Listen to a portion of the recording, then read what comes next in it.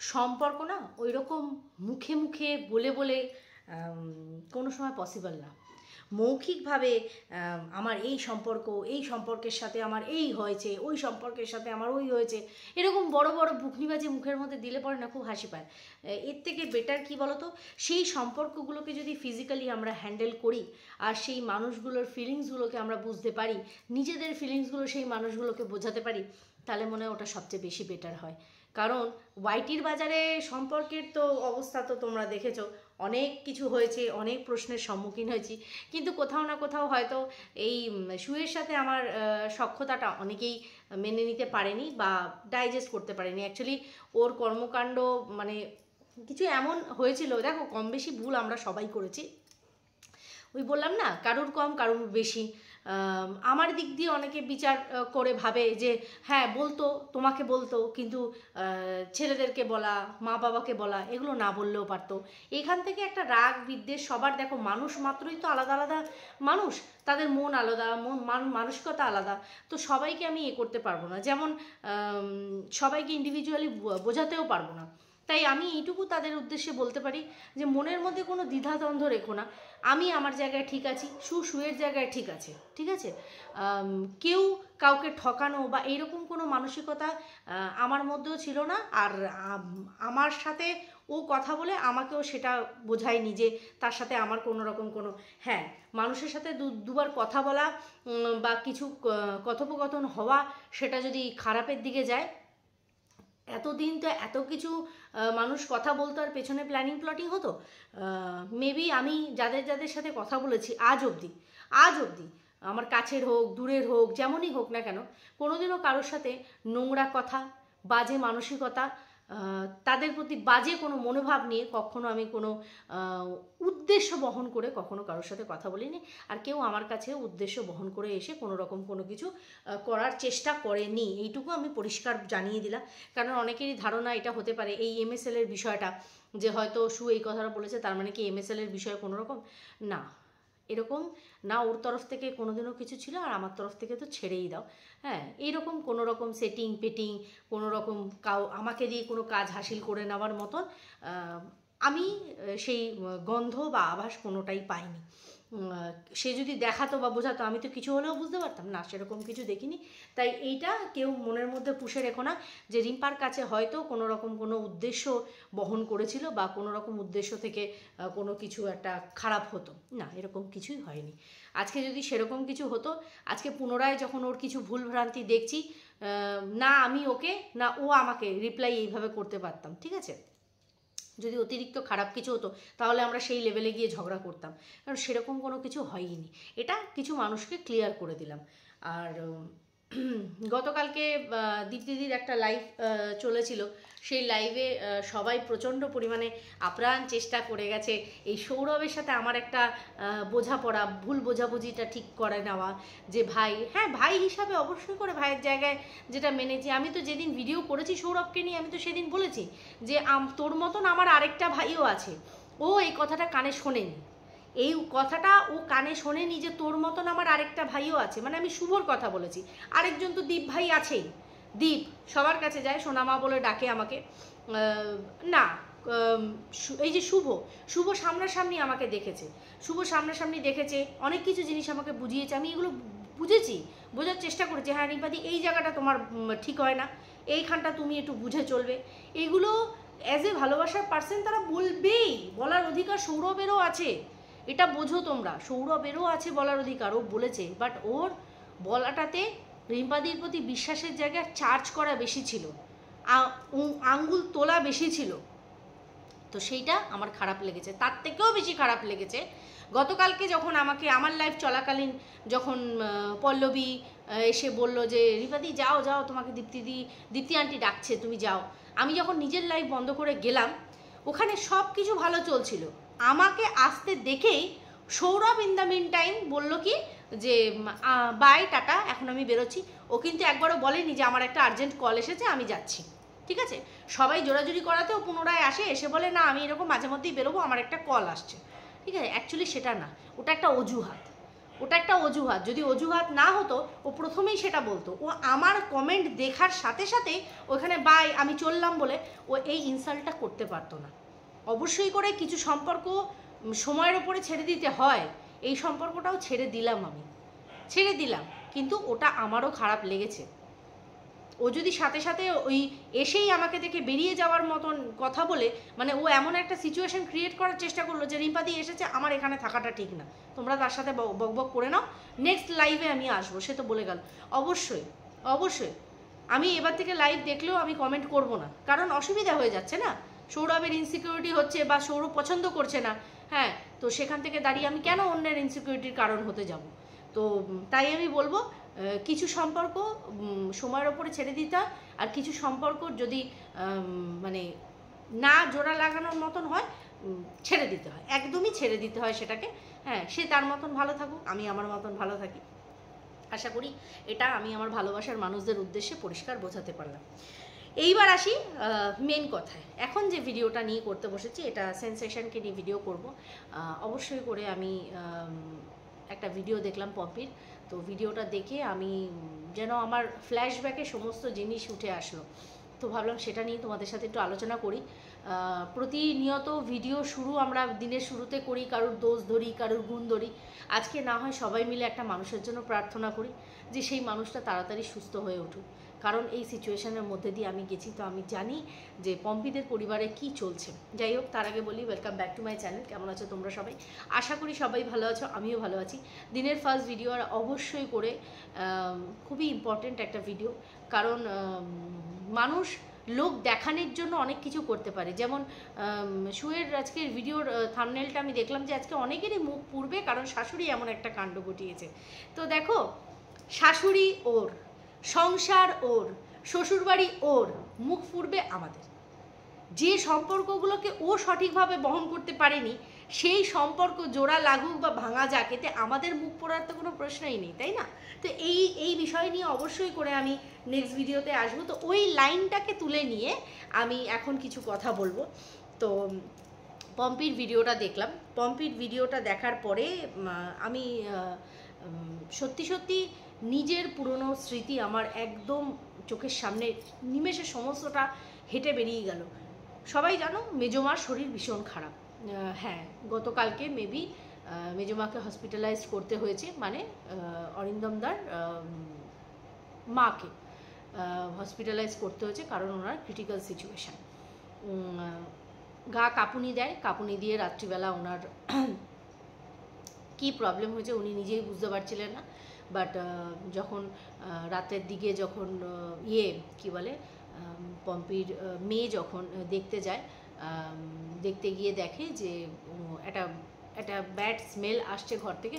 তো ওরা যখন যায়, গিয়ে দেখে যে উনি কম্বলের নিচে সম্পূর্ণরূপে স্টুল পাস করেছেন, ভমিটিং হয়েছে, মানে সমস্তটা হয়েছে। হয়ে গিয়ে ওনার একটা সাইড একটুখানি বেঁকে গেছিলো, মুখটাও বেঁকে গেছে। হসপিটালাইজ যখন করা হয়, ডক্টর বলে যে এটা ব্রেন স্ট্রোক। হ্যাঁ, এই ব্রেন স্ট্রোকের সাথে আমি বিগত 2008 থেকে লড়াই করে যাচ্ছি। এই ব্রেন স্ট্রোক, আমার বাড়িতে দুটো পেশেন্ট আছে, আমার মা আর বাবা দুজনেই। তো এই ব্রেন স্ট্রোকটাকে আমি খুব ভালোভাবে রিলেট করতে পারি যে এর কি কি খারাপ দিকগুলো রয়েছে। তো যখন পম্পি বলছিল আমি চুপচাপ শুনছিলাম। আমার বাবা 2008-এ ব্রেন স্ট্রোক হয়, যদিও বা খুবই মাইনর ব্লাড ক্লট ওনার মাথায় ছিল, বা সাইডে ছিল। আর এটার একটা সিমটম হয়, যে সাইডে ব্লাডটা ক্লট হয় অপোজিট সাইডটা প্যারালাইজড হয়। তো আমার বাবার বা সাইডে জাস্ট এরকম 20% 15% মতন ব্লাড ক্লট ছিল। সেখান থেকে আমার বাবার কিন্তু ডান সাইডটা পড়ে যায়। আর আমার বাবারও কিন্তু ঠিক এই মেজমার মতন, যেরকম আমার শরীরটা কেমন ধরপড় করছে, হাত পা কাঁপছে, হ্যাঁ, মাথায় আমরা ঝপঝপ করে জল ঢাললাম। ক্লাস 12 তখন, 2008-এর কথা আমি বলছি, 11 পাস করে তখন 12-এ আমি। তো হ্যাঁ, 12 তখন রানিং চলছে। তো সেখান থেকে হঠাৎ করে বাবাকে যখন ওই রকম সিচুয়েশান দেখে যখন আমরা নার্সিংহোমে ভর্তি করলাম, বাবা কিন্তু পরের দিনই আইসিইউতে অ্যাডমিট হয়ে গেল, কারণ বাবার একটা সাইড পড়ে গেল আর কন্ডিশনও ক্রিটিক্যাল ছিল। আমার বাবা ভীষণ শক্ত মানুষ, ভীষণ শক্ত মানুষ। হয়তো ওই বাবার এটা আমি আবার কোথাও না কোথাও পেয়ে গেছি, কারণ প্রচুর কঠিন পরিস্থিতি আমি টপকে এসেছি, প্রচুর প্রচুর কঠিন পরিস্থিতি টপকে এসে আমি এখন দাঁড়িয়ে আছি। এই যে আমি হাসি মুখে তোমাদের সামনে আসি বা দুটো ভিডিও করি, তোমরা যে কমেন্ট সেকশানে লেখো যে রিম্পা তুমি যেভাবে কমেডি করো বা তুমি যেভাবে মজার ছলে কথা বলো আমাদের মাইন্ড ফ্রেশ হয়ে যায়। আমি তোমাদের একটা সত্যি কথা বলি, আজকে যদি আমি এইরকমভাবে না থাকি, যদি আমি হাসি মুখে না থাকি, যদি আমি গোমরা হয়ে যাই, যদি আমি চুপ হয়ে যাই, আমি বেশি দিন বাঁচবো না। তো সবাইকে আনন্দ দেওয়ার সাথে সাথে আমি নিজেকেও সুস্থ রাখার চেষ্টা করি, কারণ আমার দুটো ছেলে এখনও ছোট। তো সেখান থেকে দাঁড়িয়ে আমার বাবা 6 মাস, আমার বাবার ভীষণ মনের জোর, 6টা মাসে আমার বাবা উঠে দাঁড়ায়। এমন কোনো কাজ নেই যেটা আমি আমার বাবার জন্য সেই সময় করি। স্কুলিং বন্ধই হয়ে যাব, ছোটো কাকা বলল কোনো রকমভাবে পড়া বন্ধ করা যাবে না। আমার ছোটো কাকা প্রচণ্ড পরিমাণে সমস্তটা করেছে আমার বাবা, সমস্তটা। বাকি কাকারাও প্রচুর করেছেন, কিন্তু ফাইন্যান্সিয়ালি দিক থেকে আমার ছোটো কাকা সমস্তটা, বাজার দোকান, কাকা সমস্ত এগুলো বলে বোঝানো যাবে না। বড় জেঠু দুবেলা নার্সিংহোমে যাওয়া আসা। আমি সেই সময় আমার মনে আছে, আমি যাতে বাস ভাড়াটা বেঁচে যায়, হাওড়ায় আমার বাবা ভর্তি ছিল, আমি সাইকেলে সকালবেলা যেতাম, আবার বাড়ি আসতাম, যত জামা কাপড় বাবার বেরোতো সেগুলো কেচে নিয়ে আমি আবার বিকেলবেলা মাকে বাসে তুলে দিতাম, আমি সাইকেল করে যেতাম। তো আমার মা খুব ভয় পেত যে ওরকম বাস রাস্তা দিয়ে সাইকেলে যাচ্ছে, কি ঘটনা ঘটবে। ঠিক আছে, তো দুটো পয়সা বাঁচানোর জন্য আমি এইরকমভাবে চলতাম। এটা সিচুয়েশানগুলো কেন আমি রিলেট করছি, এগুলো জাস্ট ফ্ল্যাশব্যাকের মতন চোখের সামনে চলে আসলো। তারপরে তো যাবতীয় বাবার যতটুকু, সেখান থেকে বাবা রিকভারি করলো, তারপরে তো সমস্ত সময় কেটে গেল। 2016-তে আমার মা বিছানায় পড়ে গেল, সেম ব্রেন স্ট্রোক। আমার মায়ের 75% ব্লাড ক্লট ছিল। এই যে মেজমা যেমন বিছানায় স্টুল, ইউরিন প্লাস ভমিটিং সমস্তটাই বিছানায় করে ফেলেছিলেন, আমার মা রাস্তায় ফেল্ট হয়ে গেছিলেন, কারণ সানির জন্মদিন ছিল 15ই জুন, সেই দিনকেই মা আমার বাড়িতেই আসছিলেন, আর রাস্তাতেই উনি মাথা ঘুরে পড়ে যান। তখনই ওনাকে হসপিটালে নিয়ে যাওয়া হয়। স্টিল আমরা বেলুর থেকে হাওড়া হসপিটাল অবধি পৌঁছেছি, ততক্ষণ আমার মায়ের ইউরিন কন্টিনিউয়াসলি পাস হয়েছে, কন্টিনিউয়াসলি পাস হয়েছে। মানে কতটা ইউরিন থাকতে পারে সেই মানুষটার শরীরে আমি জানি না, কন্টিনিউয়াসলি একটা সেকেন্ড ছাড়েনি। শাড়ি কাপড় লাল কালোতে একটা শাড়ি পরা ছিল, সমস্ত কিছু ভিজে চপচপা। আয়াকে দিয়ে সেগুলো ছাড়ানো হলো। এই কথাগুলো কেন বলছি, কারণ আজকে যখন মেজো মায়ের সিচুয়েশানটা পম্পি বলেছে, আমার সাথে সাথে ফ্ল্যাশব্যাকে আমার মায়ের সমস্তটা চোখের সামনে এসে গেছে। আমার মা 22 দিন কোমায় ছিল, 22 দিন। তখন তো চিনু একদমই ছোট, মানে চিনুর অন্নপ্রাশন হব ভাবো তাহলে, চিনু 6 মাস, আর সানিও মোটামুটি ছোট, 5 বছর বয়স। তো আমি এরকম প্রতিদিন মায়ের ওখানে যাওয়া আসা করতাম। আর মিস্টার ঘোষ আইসিইউতে ব্যবস্থা করে দিয়েছিলেন। প্রথম 3 দিন জেনারেল বেডে ছিলেন, সম্পূর্ণরূপে ঘুমন্ত অবস্থায়, কোমা তো, কোনো রকম সার নেই, কিছু নেই, সাড়া নেই, কিছু নেই। যেতাম, দেখতাম, চলে আসতাম। 22 দিন হসপিটালে ছিল মা আইসিইউতে, 22 দিন যেতাম, দেখতাম দূর থেকে, মাথায় একটু হাত বোলাতাম, চলে আসতাম, কারণ কোনো সার নেই। 23 দিনের দিন মায়ের জ্ঞান ফেরে, চোখ খুলে তাকায়, চিনতে পারে, হাসে। তারপরে তো এই যে বাড়ি এসছে। আমার মায়ের পেছনে প্রচুর স্ট্রাগল গেছে, হ্যাঁ আমার থেকে বেশি স্ট্রাগল আমার বাবা করেছে। আমি সেদিনের পর থেকেই একটা দৃঢ় প্রতিজ্ঞ হই যে, কারণ মা বিছানায় পড়ে যাওয়াতে বাবা সম্পূর্ণরূপে বাড়িতে বন্দি, তো সে যখন কাজে যেতে পারবে না, তো জমানো টাকা কতদিন বসে খাবে। সেদিন থেকেই আমি করি যে দেখো, এবার মা বাবার পাশে আমাকে হাল হয়ে দাঁড়াতে হবে। আর ছোট ছোট বিষয়ের জন্য আমি আমার হাজব্যান্ডের কাছে হাত পাততে পারবো না। তার ক্ষমতা আছে, সে করেছেও, কিন্তু সামান্য সামান্য বিষয়, এই কী গো আজকে এটা লাগবে, এই কী গো এটা লাগবে, আমি এটা করতে পারবো না, এটা আমার ইগোতে বাঁধবে সেটা।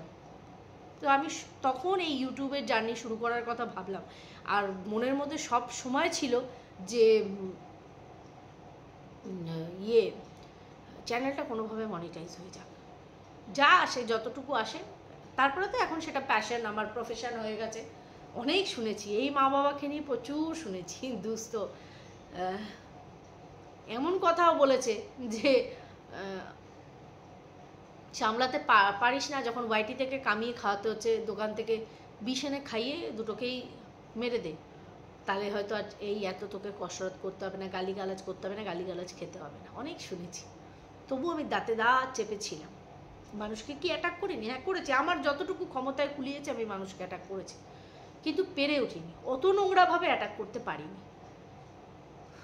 সেখান থেকে এই হচ্ছে মানে এই ধারাবাহিক বইছে, যতদিন ইউটিউব থাকবে চলবে। তো আজকে যখন মেজমার এরকম সিচুয়েশন শুনলাম, সত্যি খুব খারাপ লাগছে। ভগবানের কাছে প্রার্থনা করি সে তাড়াতাড়ি সুস্থ হয়ে যাক, কারণ ভেতরের আঘাতটা না আমরা বাইরে থেকে বুঝতে পারবো না।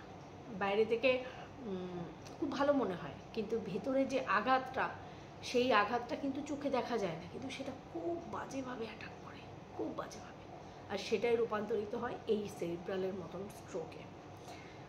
তো যাই হোক, মেজমার ওপর দিয়ে অনেক কিছু গেছে বিগত বেশ কয়েক মাসে, তাদের ফ্যামিলির লোকেদের বিহেভিয়ার, আচরণ, মানুষকে এত কিছু করার পরেও তাদের কাছ থেকে এইরকম নেগেটিভ ফিডব্যাক, সমস্ত কিছু। নিজের সন্তান ভালো নেই, তাদের কষ্ট হচ্ছে, মা তো সমস্ত কিছু মাথার মধ্যে ঘোরে, সামনে হয়তো সে হাসছে, কিন্তু ভেতরে ভেতরে তার অনেক কিছু চলছিল। আজকে সেইটারই রিপারকেশনটা এইভাবে বেরিয়েছে। বয়স হয়েছে, তবুও মাথার উপর একটা ছাদ, মা বাবা, তো তাদেরকে যতটা ধরে রাখা যায় ততটাই শ্রেয়। আমি তো চাই যে উনি তাড়াতাড়ি সুস্থ হয়ে যাক, তোমরাও প্রার্থনা করো যে তাড়াতাড়ি সুস্থ হয়ে যাক, হয়ে উনি বাড়ি ফিরে আসুন। এত সহজে তো ওটা করে না, কিন্তু তবুও যেন উনি তাড়াতাড়ি রিকভারি করেন, এটাই আমরা আশা করব। চলো, এইটুকুর ওপরেই আজকে আমার এই ভিডিওটা ছিল। অবশ্যই করে নেক্সট ভিডিও নিয়ে আসবো। এইটা মনে হলো আমার কাছে প্রচণ্ড পরিমাণে একটা ইমোশনাল হয়ে পড়েছিলাম, বিষয়টাকে ভীষণ রিলেট করতে পারছিলাম, তো তাই ভাবলাম যে বক্তব্যের মাধ্যমে তোমাদের সামনে তুলে ধরি। চলো, সবাই খুব ভালো থেকো, সুস্থ থেকো, দেখা হবে নেক্সট ভিডিওতে, ততক্ষণের জন্য টাটা।